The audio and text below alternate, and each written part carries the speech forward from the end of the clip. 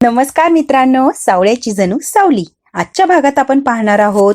त्यापूर्वी तुम्ही चॅनलवर जर नवीन असाल तर प्लीज चॅनलला सबस्क्राईब नक्की करा. ऐश्वर्याने आग्रह धरलेला असतो की भैरवीला म्हणते मला काहीतरी काम द्या. मी मदत करते की मला पण काहीतरी मदत करायची आहे ताराची.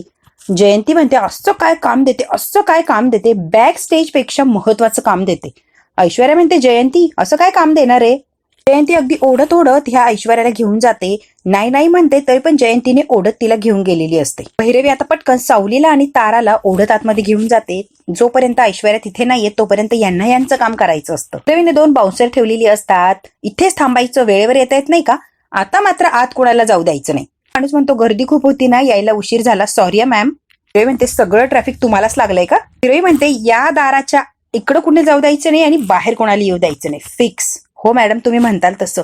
कुणीही आलं तरी इथून हटायचं नाही. 2 बाउन्सर तिथे उभे केलेले असतात. इथून अजिबात हलायचं नाही. ऐश्वर्याचे जे गुंड असतात ते परत त्यांचा पाठलाग करत कार्यक्रमाचे तिथे येऊन पोहोचलेले असतात. ऐश्वर्याने 3 प्लॅन केलेले असतात, A, B, C. A fail झालेला असतो, आता B करायचा असतो. सावलीची सगळी काही व्यवस्था केलेली असते. गाणं कुठं म्हणायचं, काय, सगळी काही अरेंजमेंट अगदी परफेक्ट झालेली असते. ताराही तिथे आलेली असते आणि सावली सुद्धा आता एकदम व्यवस्थित जागेवर ते उभे राहिलेले असतात. ऐश्वर्या त्यांच्याजवळ येऊ शकत नाही. तर भैरवी आलेली असते. तारा सावली या कार्यक्रमासाठी स्पेशल चेंजिंग रूम म्हणून तारासाठी आपण करून घेतलेली आहे. इथे तुमच्या दोघींशिवाय तिसरं माणूस कोणीच येऊ शकत नाही, कळलं का. तारा म्हणते हो. भैरवी म्हणते सावली पूर्ण कार्यक्रम संपेपर्यंत इथून अजिबात हलायचं नाहीये, लक्षात येतंय का, अजिबात इकडचं तिकडं व्हायचं नाहीये. सावली म्हणते माई तुम्ही काळजी करू नका, मी इथून कुठेच जाणार नाही. भैरवीने तिच्या याच्यानुसार अगदी परफेक्ट सगळं काही प्लॅनिंग केलेलं असतं. अगदी कुणीही आत येऊ शकत नाही किंवा कुणीही बाहेर नाही. जो ऐश्वर्याने प्लॅन केलेला असतो की सावलीला पळवून न्यायचं, तो सुद्धा होणार नसतो. कारण ती ज्या बंद खोलीमध्ये असते त्याच्या बरोबर दरवाजात 2 बाउन्सर असतात आणि सक्त सांगितलेलं असतं कुणी आत येऊ द्यायचं नाही. आता ह्या बिंदास्त एकदम रिलॅक्स झालेले असतात. ऐश्वर्याला खूप लांब ओढत आणलेलं असतं जयंतीने. वेडी आहेस का ग, तिथे सोडून मला इकडे का आणलं तू, महत्वाची कामं सोडून इथे काय करायचंय, स्वागत करायचंय. ऐश्वर्या म्हणते आउट ऑफ माइंड आहेस का तू, काही आहे का तुला, मी स्वागत करू. हो, खूप मोठी मोठी लोक येणार आहे आणि इतक्या मोठ्या व्यक्तीने सगळ्या मोठ्या लोकांचं स्वागत केलं तर चांगलंच आहे ना ऐश्वर्या मॅडम. ऐश्वर्याला आता जयंतीने हरभऱ्याच्या झाडावर चढवलेलं असतं. प्रत्येक माणसाचं स्वागत करूया, तुमच्यासारखी माणूस स्वागताला म्हटल्यावर काय इम्प्रेशन वाढणार ना ऐश्वर्या मॅडम. जयंती आता बोर करायला लागलेली असते. म्हणते ही सगळी कामं तू कर, मी कोणाचं स्वागत करत नसते. त्या कामापेक्षा सुद्धा खूप महत्वाची आणि मोठी कामं आहेत माझ्याकडे, मी हे स्वागत वगैरे करणार नाहीये, तुझं काम आहे तू कर की जयंती. ऐश्वर्या डायरेक्ट नाही म्हणते जयंतीला. खूप महत्वाची काम आहे आणि ऐश्वर्या आता चाललेली असते. जयंती म्हणते काय महत्वाची काम आहेत, शो ताराचा आहे, सगळी कामं आम्ही अरेंज केली आहे, सगळी काही व्यवस्थित पार पडलीये, मग तुम्हाला काय ऐश्वर्या मॅडम आमच्या कार्यक्रमामध्ये महत्वाचं काम आहे. जयंती डायरेक्ट तिला प्रश्न विचारते. जयंती म्हणते हो हो हो, आलं की लक्षात, काहीतरी नवीन गोंधळ घालायचा आहे ना ऐश्वर्या मॅडम, आलं लक्षात.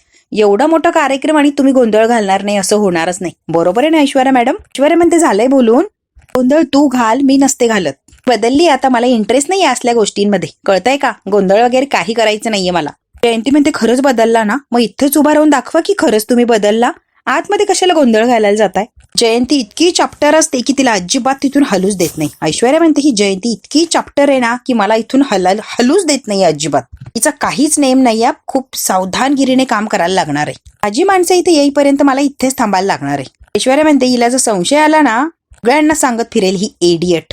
ती आता आजची वेगळ्या नजरेने ह्या ऐश्वर्याकडे बघत असते. तिला 100% खात्री पटलेली असते ऐश्वर्या आली म्हणजे नक्की काहीतरी गोंधळ घालणार, काहीतरी प्लॅनिंग घेऊनच आली ती. भैरवी आता सावलीला आणि ताराला काय सांगायचं ते सांगितलेलं असतं आणि आता बाहेर चाललेली असते पाहुणे मंडळींकडे. बाहेर येते त्या बाउन्सरला म्हणते नीट लक्ष ठेवायचा, इथून अजिबात हलायचं नाहीये, अगदी काहीही झालं तरी. तुम्ही जर इथून हल्ला किंवा काही जो घोळ घातला तर बाहेरून बाउन्सर बोलून इथून फेकून दिना मी. भैरवी नाव आहे माझं. चांगलाच दम भरलेला असतो त्या बाउन्सरला. भैरवी निघून गेल्यावर ते बाउन्सर त्यांच्यात म्हणतात लई डेंजर बाई आहे ही, खरंच काही डेंजर आहे रे. सावलीच्या रूमच्या बाहेर बाउन्सर उभे असतात. आता ऐश्वर्याचे गुंड आलेले असतात. हे काय नवीन ध्यान, बाउन्सर कोणी उभे केले इथे आणि हे कुठनं आले. त्या लोकांनाही आता प्रश्न पडतो की सावलीला तिथून कसं पळून न्यायचं. ऐश्वर्या मॅडमने याच्याबद्दल तर काही सांगितलं नव्हतं. आता करायचं काय, सावलीला कसं उचलायचं. तो माणूस फोन उचलतो आणि पटकन आता ऐश्वर्याला फोन लावतो. ऐश्वर्या म्हणते जयंती मी असले काही काम करणार नाही, स्वागत बिगत मला काय असले कामं आवडत नाही, मी माझ्या स्टेटस प्रमाणे कामं करते. जयंती आता असायला लागलेली असते. अहो ऐश्वर्या मॅडम स्टेटस बिटस काही नसतो, स्वागत करायचे यात स्टेटस कुठून आलं? जयंती अगदी काहीही बोलायला लागलेली असते. ऐश्वर्या आता चिडते. जयंती लिमिटमध्ये राहायचं आणि लायकी ओळखायची. उगाच डोक्यावर चढायला जाऊ नकोस. तुम्ही बेरोजगार आहात, एवढं काय वाईट वाटलं तुम्हाला ऐश्वर्या मॅडम? तुम्ही बिनकामाचे आहे, विसरलात का? कंपनीमधून हकलून लावलंय तुम्हाला. पण इथे उभे राहा हो, मोठी मोठी माणसं येणार, त्यातलं कोणीतरी तुम्हाला बघेल, बापरे ऐश्वर्या मेहेंदळे, तेही आमच्या स्वागताला. असं लगेच काम मिळेल तुम्हाला तुमच्या स्टेटस प्रमाणे. ऐश्वर्या म्हणे, गपचूप बसतीस का? जास्त शेफारली आहे जयंती, तू लिमिट क्रॉस करू नकोस. कर की कौतुक सोहळा, मला काय करायचंय देणं घेणं. ऐश्वर्या आता शेवटी तनतन करत तिथून निघून गेलेली असते. आता ऐश्वर्या निघून गेल्यावर आता सावलीचे बाबा आणि भाऊ आलेले असतात, म्हणजे अप्पू आणि बाबा आलेले असतात. जयंती समोर येते. सासरे बुवा, अप्पू भाऊजी. जयंती म्हणते, बाकीची गरीबडी कुठे आहेत? गरीबडी घरीच ठेवली की काय? सुबाई आमचे हे कुठे आहे बाकीचे गरीबडी? अचानक हिची तब्येत बिघडली सुनबाई, मग सखदेव तिथेच थांबलाय. जयंती म्हणते, नेहमीचीच नाटकं आहे सासूबाईंची, काही चांगलं असलं की यांची तब्येतीवर धाड पडते. बाई ऐकून तरी घ्या मी काय सांगतोय. देवला म्हटलं होतं मी घरी थांबतो तू जा, पण तो काय ऐकायला तयार नाही. मग मी अप्पूला घेतलं आणि आलो. जयंती म्हणते, आला ना तुम्ही, मस्तपैकी खायला प्यायलाय, जा आतमध्ये जाऊन बसा. जा अप्पू भाऊजी, काय हवं ते खा. भाऊ कुठे? साऊ बरोबर बोलायचे. आत्ता साऊ बरोबर तुम्ही बोलू शकत नाही, कार्यक्रम झाला की मग भेटायचं. जाऊन बसा आतमध्ये, चला. शो एकदा झाला की निरोप देईल, मग तुमची भेट घडवून देईल. आत्ता नका तिला डिस्टर्ब करू. जा आतमध्ये, चहा पाणी फुकट खायला मिळतंय, जा की. आता ऐश्वर्याच्या त्या माणसांनी फोन लावलेला असतो. ऐश्वर्या म्हणते, बॅक स्टेजला यायचं. 2 बायका असणार आहे, त्यांची नजर चुकवून सावलीला उचलायचं, या लक्षात ठेवायचं. प्लॅन केलेला असतो ऐश्वर्याने, एवढ्यांच्या तावडीतून सावलीला उचलायचं असतं. जयंती मात्र चांगलीच नजर ठेवून उभी राहिलेली असते. तर त्या गुंडांना म्हणते, तुम्ही तिकडेच थांबा, मीच येते तुम्हाला भेटायला, इकडे येऊ नका, उगाच कुणाला संशय यायचा. तिने बघितलेलं असतं की ऐश्वर्या घाईघाईने कुठेतरी चाललीये. बरोबर जयंती ऐश्वर्याच्या माघारी गेलेली असते. हिचं नेमकी चाललंय तरी काय? ऐश्वर्याला माहितीच नाही की माझ्या माघारी जयंती येते माझा पाठलाग करत. ती बरोबर त्या गुंडांच्या जवळ आलेली असते त्यांना भेटायला. तिथे येऊन उभा राहते, त्या गुंडांना खुणवते की मी बघते ह्या बाउन्सरला गुंगारा कसा द्यायचा. त्यांच्या समोर जर मी गेले तर सगळ्यांना सांगून टाकणार ते सत्य. ऐश्वर्या म्हणते, यांना इथून बाजूला केल्याशिवाय काही पर्याय नाहीये. माझी माणसं बॅक स्टेज जाऊ शकत नाही ना. आता तिची तयारी करत असते. तिची विठुरायाची मूर्ती, फुलं, पूजा आधी करायची आणि मग गाण्याला सुरुवात करायची. सावली आधी काही सगळा सेटअप लावून घेत असते आणि तारा कोणाशी तरी फोनवर बोलत असते. ती म्हणते, हो तोपर्यंत माझी पण तयारी होतीये तारा मॅडम. जयंतीने खूप पाठलाग केलेला असतो, पण ऐश्वर्या सटकलेली असते. पुन्हा सटकली ही ऐश्वर्या. जयंतीला आता खात्रीच पटलेली असते, नक्कीच या बायाचं काहीतरी चाललंय, पण काय चाललंय हे शोधायला लागणार आहे. ते आता सगळीकडे बारीक लक्ष ठेवून असते, नेमकी ऐश्वर्याचं काय चाललंय हे शोधत असते. शिवाय ही भिंगरी अशी भिरभिर करणार नाही, काहीतरी काळ बंगाळ आहे. पाहायला हवं या ऐश्वर्याचं काय चाललंय, नाही तर ही भैरवी मला काही जिवंत ठेवणार नाही, स्टेजवरच मारून टाकेन. जयंती खूप घाबरलेली असते. ऐश्वर्या म्हटल्यावर ती पचका करणारच. ऐश्वर्याने मास्क वगैरे घातलेलं असतं. आता त्या बाउन्सर असतात, त्यांना चकमा द्यायचा असतो आणि मग ते बाजूला झाले की पटकन सावलीला तिथून उचलायचं असतं. ऐश्वर्याचा मस्त प्लॅन असतो. बरे आता डायरेक्ट आतमध्ये चाललेली असते. तर बाउन्सर म्हणतो, हो मॅडम तुम्ही आत जाऊ शकत नाही, मी तुमच्या कामात अडथळा आणत नाहीये, मला तिला भेटायचंय, मी जाणार. आणि तुम्ही कोण मला अडवणार आहे? मी जाणार म्हणजे जाणार. माफ करा मॅडम, आम्हाला वरून ऑर्डर आहे, कुणालाच आतमध्ये सोडायचं नाही, आम्ही तुम्हालाही सोडणार नाही. ऐश्वर्या अगदी जबरदस्ती करत असते की मला जाऊ द्या. ते बाउन्सर ऐकायला तयार नसतात.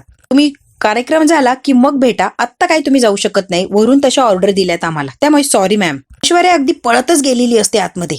ऐश्वर्या आत गेली म्हणून दोन्हीही बाउन्सर पळालेले असतात की ऐश्वर्याला बाहेर काढायचं. तेवढ्यात काही ती गुंड आतमध्ये आलेली असतात. गुंड इकडे तिकडे बघता सगळं काही व्यवस्थित आहे का, आणि ते आता बरोबर सावलीच्या रूम मध्ये गेलेले असतात. जयंती मात्र ऐश्वर्याचा पाठलाग करत असते. ऐश्वर्या कुठे तिला ती शोधतच असते, कारण तिला पुढे भैरवी माई दिसत असते. काही जर गोंधळ झाला, काही जर पचका झाला तर भैरवी मला पकडणार, म्हणून जयंती ऐश्वर्याला शोधतच असते. भैरवी बरोबर जयंतीच्या समोर येते. काय चाललंय जयंती? आता सावलीची सगळी काही तयारी झालेली असते. तारा मॅडम सगळी काही तयारी झालीये माझी. परत काय ताराला फोन आलेला असतो. भैरवीने ताराला फोन केलेला असतो की लवकर बाहेर एक गेस्ट आलेत, त्यांना भेटायचंय तुला. सावलीला सांग तिथेच थांब, अजिबात हलायचं नाहीये. तारा म्हणते, मम्माचा फोन आलाय, मला बाहेर बोलवलं, पण तुला इथेच थांबायला लावलंय, कुठेही जायला नाही लावलं. सावली म्हणते, हो मी कुठेच जाणार नाही.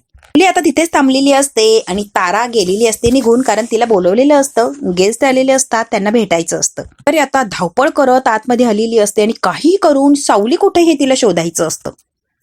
सगळ्यांना चकमा देत ऐश्वर्या पळालेलीच असते. की मोठा रूम असतो, तो इतका मोठा एरिया असतो की ऐश्वर्या खूप शोधत असते, पण सावली काही तिला लवकर सापडत नसते. जर आलेले असतात मॅडम मॅडम करत, ऐश्वर्या जरा आडोशाला लपून राहते. कुठे गेला मॅडम? ऐश्वर्या पटकन अंधारात लपलेली असते की त्या बाउन्सरला ती दिसतच नाही. ऐश्वर्याचे गुंड सुद्धा ऐश्वर्याच्या मागे मागे आलेले असतात. बरोबर यांचा प्लॅन सक्सेस व्हायला लागलेला असतो. अगदी जवळच आलेले असतात. तारा आता खाली येत असते आणि तेवढ्यात काय गुंडांनी बघितलेली असते तारा. आता ऐश्वर्या सुद्धा लपते आणि ते गुंड सुद्धा लपलेले असतात. तारा आता खाली उतरून भैरवीकडे चाललेली असते. ऐश्वर्या तिच्या गुंडांना पटकन बोलवते की चला पटकन.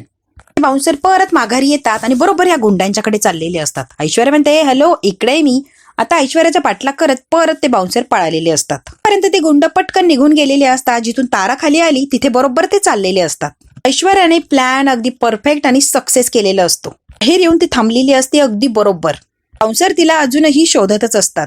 ऐश्वर्याचं काम झालेलं असं तिला वाटतं आणि आता ऐश्वर्या निघून गेलेली असते. बाउन्सर बाहेर येऊन बघतात ऐश्वर्या कुठेच त्यांना दिसत नाही. तिचं काम झालं ती निघून गेलेली असते. बाउन्सर असतात ते इतके दमलेले असतात बिचारे तरी तिथे ते उभा राहिलेले असतात. एक माणूस येतो आणि डायरेक्ट आत चाललेला असतो. बाउन्सर त्याला ओरडतो आणि माघारी काढून देतो. बाउन्सर म्हणतो इथेच थांबायचं, इथून हल्ल्यात काहीच अर्थ नाहीये, आता चूक करायची नाही. अरे काय दमवलंय त्या बाईने आपल्याला. बिचारी खूप घाबरलेले असतात. ऐश्वर्याने सगळ्या याच्यामध्ये पळवलेलं असतं. इकडे आता चंद्रकांतजी जगन्नाथजी असतात. तेवढ्यात काय सावलीचे बाबा आणि अप्पू असतो. रामकृष्ण हरी इतकं चेहऱ्यावर आनंद आणि हसू आलेलं असतं.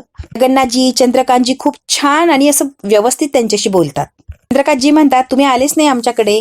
हे बघा आता कुणा संसार चाललाय लेकीचा त्यामध्ये सारखं सारखं लक्ष घालणं बरं नाही ना. चंद्रकांतजी म्हणतात सुखाचा संसार बघायला तरी यायचं निदान, एखादा चक्कर मारायचा की. म्हणतात बरं वेळ मिळाला की येऊन जाईन. जगन्नाथजी अप्पूशी सुद्धा खूप गोड बोलत असतात आणि अप्पूलाही खूप छान वाटतं या सगळ्यांना भेटून. सावलीच्या समोर ते गुंड येऊन उभा राहिलेले असतात. तिच्या लक्षात येतं मगाशी रिक्षाच्या समोर जी गाडी उभी होती ते याच गुंडांची होती आणि हेच माझ्यासमोर उभे होते. सावलीने बरोबर तो जॅकेटवाला माणूस ओळखलेला असतो आणि सावलीला आता खूप भीती वाटते. अगदी धक्का बसल्यासारखी सावली एकटक त्याच्याकडे बघत थांबलेली असते की आता करायचं काय. ती त्यांना डायरेक्ट म्हणते तुम्ही तेच आहात ना मगाशी आमच्या रिक्षाच्या समोर आले होते. बरोबर. सावली आता त्यांना बोलायला लागलेली असते, ओळखलेलं असतं. त्यातला एक माणूस पटकन पुढे येतो आणि तिच्या तोंडाला रुमाल लावतो. तरी पण सावली खूप आरडाओरडा करते किंवा स्वतःला वाचवण्याचा प्रयत्न करते. पण सावली एकटी असते आणि ते तिघं असतात. बरोबर त्याने सावलीला बेशुद्ध केलेलं असतं. सावलीनं बेशुद्ध केलेलं असतं पण ऐश्वर्याचा प्लॅन अगदी सक्सेस होत चाललेला असतो. बरोबर त्या माणसाने सावलीला पकडलेलं असतं. सगळी पाहुणी मंडळी सुद्धा आलेली असते. आता सगळं काही कार्यक्रम आता सुरूच होणार असतो. सगळं काही व्यवस्थित चाललेलं असतं. तारा किंवा सगळीच मंडळी जी पाहुणी मंडळी असतात ती स्टेजवर आलेली असतात आणि सगळे काही जे बाकीचे आहेत ते बरोबर आपल्या जागेवर बसून घेतलेलं असतं.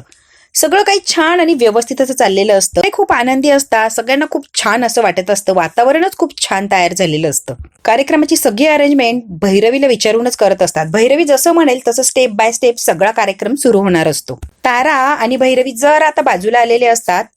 तू इथेच थांब, मी सावलीला फायनल साऊंड आहे तू चेक करायला लावते. तारा म्हणते हो मामा मी इथेच थांबते.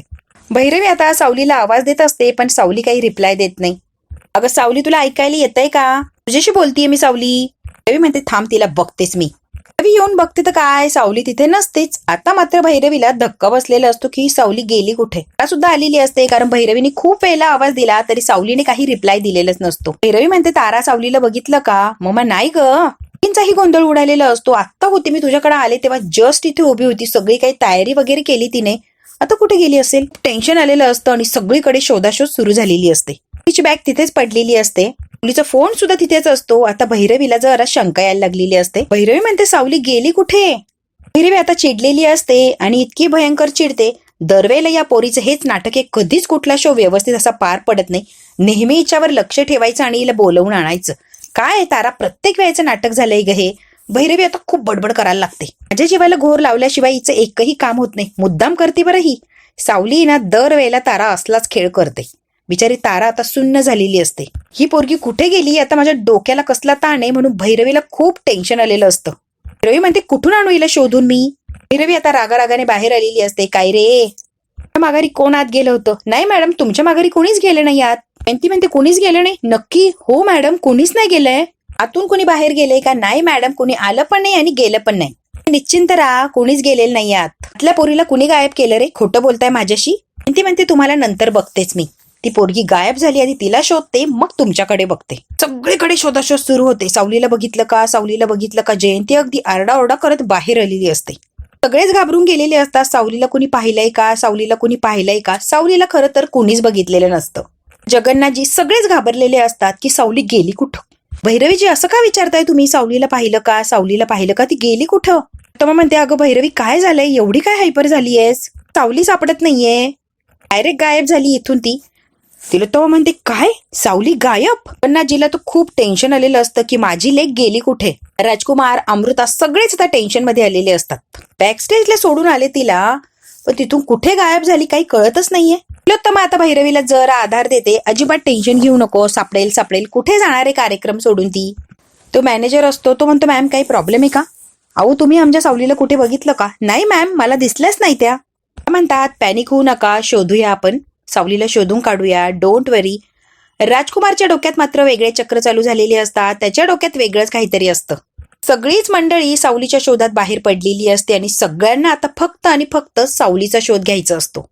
तिला तो म्हणते, सापडेल ग भैरवी, तू टेन्शन घेऊ नको. अशी कशी ग, आत्ता होती ग, एका मिनिटात कुठे गेली? सावलीचा प्रत्येक माणूस शोध घेत असतो. जबर असं टेन्शन आलेलं असतं, आता करायचं काय. लोकांनी बेशुद्ध करून बरोबर एका जागेवर तिला आणून ठेवलेलं असतं. यांचं काम परफेक्ट असं झालेलं असतं, कारण ऐश्वर्याचा प्लॅन असतो ना तो.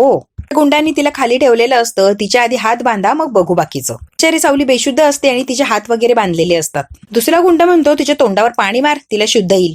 तिला शुद्धीवर आणा, लवकरात लवकर बोलतं करायचंय. मुलीच्या तोंडावर पाणी मारत असतात, तिला आता जाग यावी म्हणून आणि तिच्याकडून बरंच काही बोलून घ्यायचं असतं. मुलीने आता शुद्ध आलेली असते, हळूहळू डोळे उघडते, स्वतःला सावरते आणि इकडे तिकडे बघते तर काय, सगळ्या बाजूने गुंड उभं असतात. एक अंधाऱ्या खोलीत सावलीला आणलेलं असतं आणि सावली समोर बघते तर काय, जो गुंड तिला किडनॅप करायला आला बरोबर तिच्या समोर बसलेला असतो. सावलीला सगळं काही चित्र आता विचित्र दिसत असतं. सावली आता एकटक त्या गुंडाला पाहायला लागलेली असते, कारण तिच्या डोक्यात वेगवेगळे विचार सुरू झालेले असतात. आता करायचं काय, या गुंडांच्या तावडीत तर मी अडकलीये आणि त्या गुंडांना सावलीला जागं करून तिला बोलतं करायचं असतं, तिच्याकडून काहीतरी बोलून घ्यायचं असतं. आता बघूया त्या गुंडांनी सावलीला ज्या कारणासाठी किडनॅप केलंय ते कारण सक्सेस होणार का? त्या प्लॅन मध्ये परफेक्ट होऊन सगळं काय त्यांनी ठरवलंय अगदी तसंच होणार, की सावलीला ऐन वेळेला येऊन कुणीतरी वाचवणार? मित्रांनो, हे सगळं काहीच बघायचं असेल तर बघायला लागणार पुढचा भाग. हा भाग इथेच संपला. व्हिडिओ आवडल्यास लाईक, शेअर, सबस्क्राईब नक्की करा. धन्यवाद.